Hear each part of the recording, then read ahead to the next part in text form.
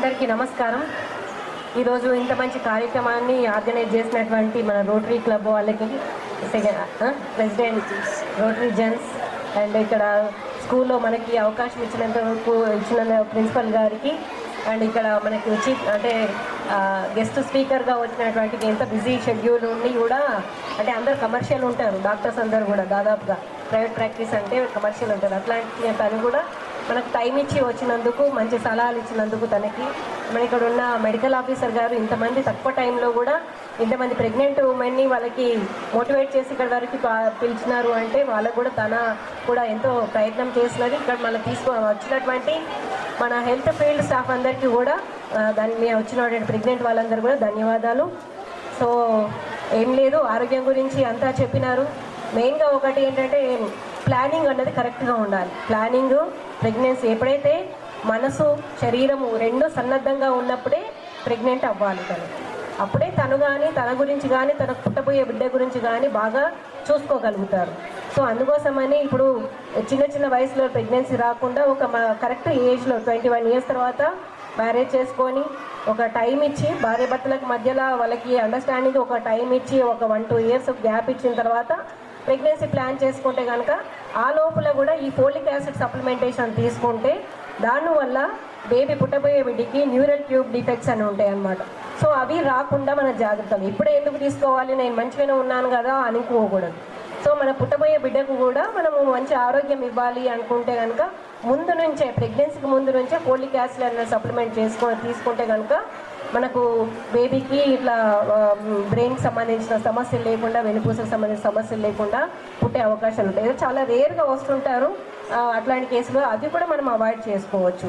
So మంచి ప్లానింగ్తోని సరైన గ్యాప్తోని మంచి ఆరోగ్యం ఉన్న తర్వాతనే ప్రెగ్నెన్సీ ప్లాన్ చేసుకుంటే కనుక మీ పుట్టబోయే బిడ్డ బాగుంటారు. మీరు కూడా ప్రెగ్నెన్సీ నుంచి మీరు మంచిగా ఈజీగా బయటకు వచ్చి ఆరోగ్యంగా ఉండగలుగుతారు, కుటుంబాన్ని కూడా చూసుకోగలుగుతారు. మెయిన్గా ఏంటంటే మనకు దీంట్లో ప్రెగ్నెన్సీలుగా తొందరగా వచ్చి డాక్టర్ చూపించుకోవాలి. రిజిస్ట్రేషన్ ఎందుకు వచ్చి మన ఆశాలు ఇంటింటికి వచ్చి కూడా ఎందుకు అడుగుతుంటారు, ఎల్ఎంపీ ఎప్పుడు మంత్ మిస్ అయిందా అని ఎందుకు అడుగుతుంటారు అంటే అది ఎందుకంటే తొందరగా రిజిస్ట్రేషన్ చేసుకుంటే అప్పటి వరకు మీకేమి ఆరోగ్య సమస్యలు ఉన్నాయి ముందే తెలుసుకుంటే కనుక దానికి ట్రీట్మెంట్ తీసుకుంటే మీకు ప్రెగ్నెన్సీ మంచిగా స్మూత్గా అయిపోతుంది. మీ బిడ్డకు కానీ మీకు కానీ ఎలాంటి అపాయం లేకుండా దాని నుంచి బయటపడుతారు. అందుకోసం తొందరగా రిజిస్ట్రేషన్ చేయించుకొని డాక్టర్తో చెకప్ చేయించుకుంటే వెయిట్ చూసుకోవాలి. వెయిట్ సరిగా పెరుగుతుందా లేదా, మినిమం 10 kgs నుంచి మనకు 12 kgs వరకు పెరగాలి. యావరేజ్గా 12 kgs పెరగాలి. సో ఆ ప్రెగ్నెన్సీ మొత్తంలో పెరుగుతున్నారా లేదా వెయిట్ చూసుకోవాలి. అట్లాగే ప్రతి చెకప్లో బీపీ చెకప్ చేయించుకోవాలి. బీపీ కూడా నార్మలే ఉంటుందా, ఎక్కువగా ఉందా, తక్కువ ఉందా అన్నది చూసుకొని దాని ప్రకారంగా డాక్టర్ సలహా తీసుకోవాలి.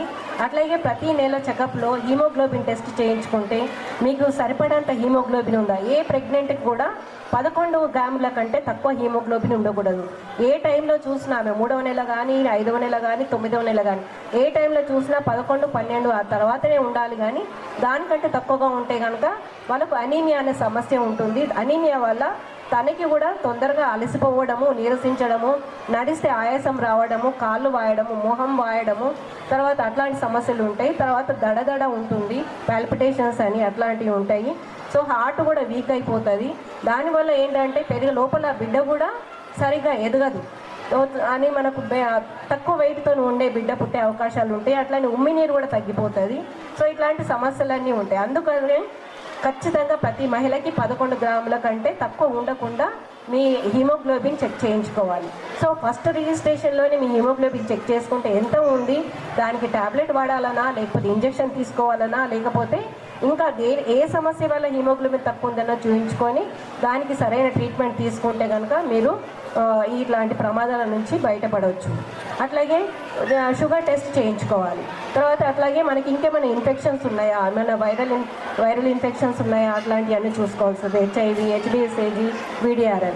మెయిన్గా ఈ రోజుల్లో సమస్య ఏంటంటే మనం ఒక దగ్గరే కూర్చుంటున్నాము, వాకింగ్ ఉండట్లేదు, తర్వాత మన పొల్యూటెడ్ వాతావరణంలో ఉంటున్నాము. ఇట్లాంటి అన్ని సమస్యలు ఉన్నాయి. మన తినే ఆహారం కూడా కలుషితం అయిపోయింది. అందువల్ల అయోడిన్ కూడా మనకు సరిగ్గా సెంపాలలో ఉండట్లేదు. దానివల్ల మనకి హైపోథైరాయిడ్ అనేది కూడా చాలా ఎక్కువగా ఉండదు. ఈ హైపోథైరాయిడ్ వల్ల కూడా అసలు ప్రెగ్నెన్సీ వచ్చే అవకాశం ఉండదు. వస్తే కూడా అది తొందరగా అబార్షన్ అయ్యే అవకాశం ఉంటుంది.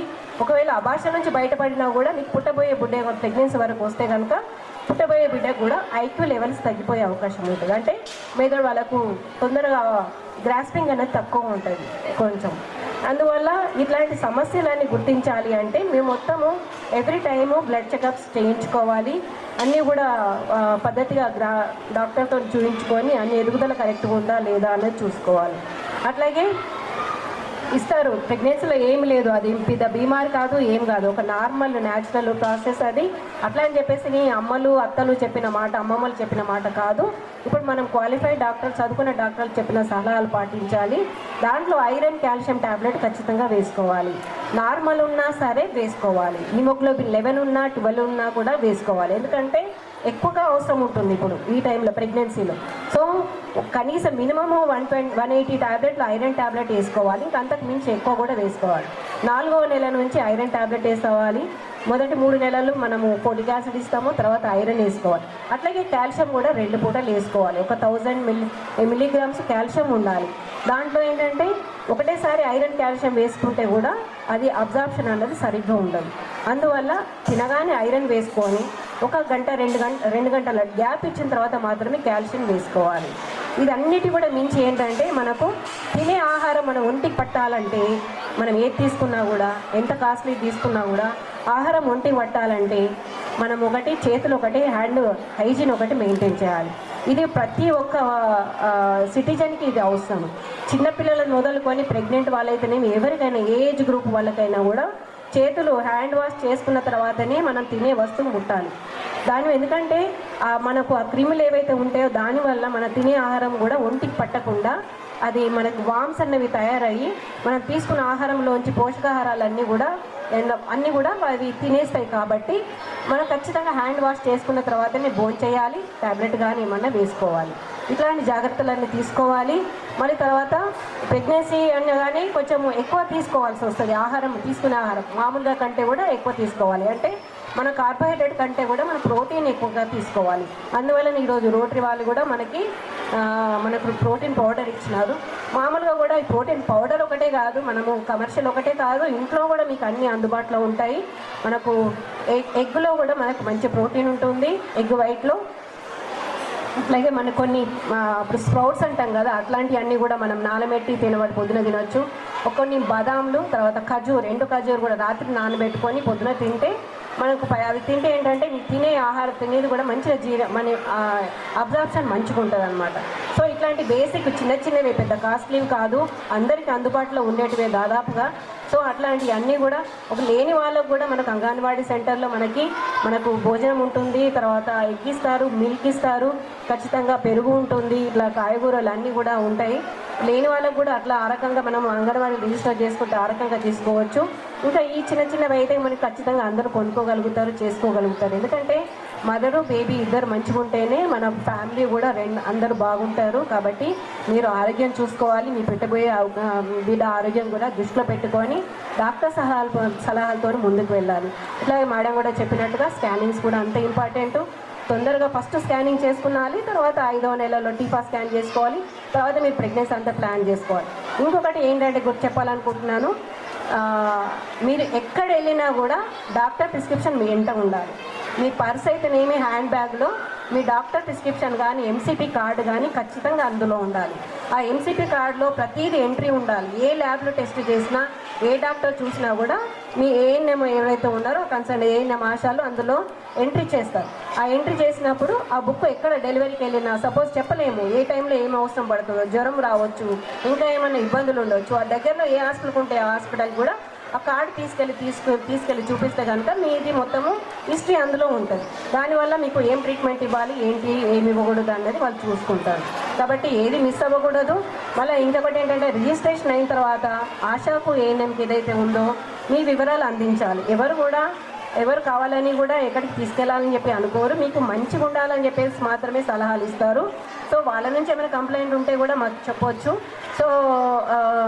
సో వాళ్ళు ఎట్లా ఏదైతే గైడ్ చేస్తున్నారో మీకు ఏమైనా ఇబ్బందులు ఉన్నప్పుడు, సపోజ్ ప్రెగ్నెన్సీలో కొన్ని డేంజర్ సైన్స్ ఉంటాయి అన్నమాట, ఆ డేంజర్ సైన్స్ మీకు గుర్తించాలి. లైక్ ఏమైనా ఫీవర్ వస్తే కూడా తెలియజేయాలి, డాక్టర్ని సంప్రదించాలి. ఏమైనా తలనొప్పి వస్తే కూడా డాక్టర్ని సంప్రదించాలి. ఎందుకంటే నేను నిద్ర లేదు, టీవీ చూసినా ఇట్లాంటివి అనుకోవద్దు. ఒక్కొక్కసారి బీపీ వల్ల మనకు తలనొస్తుంది, అది తెలియదు. బీపీ ఏంటంటే చాలా ప్రెగ్నెన్సీలో చాలా డేంజర్. అది సడన్గా ఫిట్స్ వచ్చి ఏమైనా ప్రాబ్లం అయ్యేంత వరకు కూడా మనకు తెలియదు.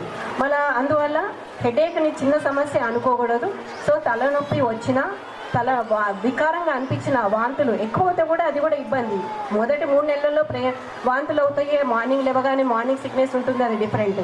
కానీ అది వికారంగా అనిపించడము, దానివల్ల బీపీ నార్మల్ ఉందా, ఎక్కువ ఉందా, తక్కువ ఉందా అని చూపించుకోవాలి ఖచ్చితంగా. ఎక్కువ ఉంటే కనుక దానికి సరైన ట్రీట్మెంట్ డాక్టర్ని కన్సల్ట్ చేసి తీసుకోవాలి. సో తలనొప్పి వచ్చినా, వికారంగా అనిపించిన, వామిటింగ్స్ ఎక్కువగా అయినా కూడా, అంటే మొదటి 3 నెలలు కాకుండా మిగతా టైంలో వామిటింగ్స్ అయినా కూడా, తర్వాత బేబీ కదలికలు లేకపోయినా, వెయిట్ పెరగకపోయినా వీళ్ళు చెకప్కి వెళ్ళినప్పుడు చూస్తారు. సో ఇట్లాంటివన్నీ కూడా, జ్వరం వచ్చినా కూడా ఇట్లాంటి వాటిలలో మీరు ఖచ్చితంగా డాక్టర్ని సంప్రదించాల్సి వస్తుంది. ఇప్పుడైతే సీజన్లో చాలా జ్వరాలు ఎక్కువగా ఉన్నాయి, వైరల్ ఫీవర్స్, జాగ్రత్తలు తీసుకోవాలి. బయట ఫుడ్ తీసుకోకూడదు, టైఫాయిడ్ అవి ఇవి అన్నీ వచ్చే అవకాశాలు, కలుషితమైన వాటరు, ఫుడ్ అట్లా ఉంటాయి. కాబట్టి ఈగలు వాడిని తీసుకోకుండా వేడివేడి పదార్థాలు రోజుగా తీసుకోండి, ఎప్పటికప్పుడు తీసుకోండి. మళ్ళీ మెయిన్గా వాటర్ మంచిగా తీసుకోండి. రోజు 5 లీటర్ల వాటర్ ఖచ్చితంగా ఉండాలి. వాటర్ తాగితే మీది ఇట్లా అట్లా అన్నీ కూడా మూఢనమ్మకాలు అన్నీ తీసేసి మంచిగా ఉండాలి. అంటే ఇంకొకటి కాళ్ళవాపులు కూడా, కాళ్ళవాపుల దగ్గర కూడా ప్రెగ్నెన్సీలో కామని అని చెప్పి అశ్రద్ధ చేయొద్దండి. ఖచ్చితంగా కాళ్ళవాపులు ఎందుకు, హిమోగ్లోబిన్ తక్కువ ఉందా, బీపీ ఎక్కువ ఉందా, లేకపోతే ప్రోటీన్ ఏమైనా తక్కువ ఉందా, యూరిన్ ఇన్ఫెక్షన్ ఉందా, ఇట్లాంటివన్నీ కూడా తెలుసుకోవాలి. తెలుసుకొని ఆ రకంగా డాక్టర్ చెప్పినట్టుగా మీరు ముందుకు వెళ్ళాలి. సో మనకు ఇక్కడ అన్నీ కూడా అర్బన్లో 70 యూపీఎస్సీలు ఉన్నాయి. తర్వాత మిగతా మనకు జిల్లాలో మొత్తం 37 సెంటర్లు ఉన్నాయి. అక్కడ కూడా మీకు డాక్టర్స్ని సంప్రదించండి, ఓకేనా. ప్రతి నెల చక్కగా వీటన్నిటి కూడా అంటే ముఖ్యం ఏంటంటే నిద్ర అన్నది సరిగ్గా ఉండాలి. రెస్ట్ అన్నది సరిగ్గా లేకపోతే ఇబ్బందులు ఎదురవుతాయి. సో రాత్రిపూట ఒక 8 అవర్స్, దినం పూట ఒక 2 అవర్స్ ఖచ్చితంగా రెస్ట్ తీసుకొని, ఒక 10 గంటలు ప్రెగ్నెన్సీలో ఒక 10 గంటలు రెస్ట్ ఉంటే కనుక మంచిది. సో ఇట్లాంటి ప్రశాంతంగా ఉండండి, ఏం గొడవలు లేకుండా మంచిగా మీరు ఆరోగ్యం మంచిగా చూసుకొని, మళ్ళీ ఇవి ఏవైతే మనము అంటే మొత్తము కంప్లీట్గా ప్రెగ్నెన్సీ కాకపోయినా వీళ్ళకు ఏది తీసుకోవాలి, పండు తీసుకోమని చెప్తున్నారు, ప్రోటీన్ తీసుకోమని చెప్తున్నారు. మీరు మన శ్రావణ మాసం ఉన్నది, మంచిగా మీకు ఇవి కూడా పసుపు, కుంకుమ అండ్ జాకెట్ గుడ్డ కూడా ఇస్తున్నారు. సో మీకు మంచిగా ఉండాలని చెప్పి ఆశీర్వాదిస్తున్నారు. వాళ్ళందరూ బ్లెస్సింగ్ తీసుకుంటూ కూడా మీ అందరూ ఆరోగ్యంగా ఉండాలి, మంచిగా డెలివరీ అంటే ప్రెగ్నెన్సీ మంచిగా ఉండాలి, మంచి బిడ్డని ఇవ్వాలని చెప్పేసి కోరుకుంటూ, తర్వాత కూడా అన్నీ చెప్తుంటారు, వ్యాక్సిన్ తీసుకోవాలి, స్పేస్ ఇవ్వాలి, గ్యాప్ ఇవ్వాలి, ఇట్లాంటి జాగ్రత్తలను తీసుకుంటూ బాగుండాలని చెప్పేసి నాకు ఈ అవకాశం మీకు ఇచ్చినందుకు అందరూ కూడా ధన్యవాదాలు తెలుపుకుంటూ థ్యాంక్ యూ. ఇక్కడ వచ్చిన వాళ్ళందరికీ కూడా ప్రోటీన్ పౌడర్ ఇంకా పండ్లు అందరికీ ఇవ్వడం జరుగుతుంది. దయచేసి అందరూ ఒకటేసారి కాకుండా ఒకరొకరుగా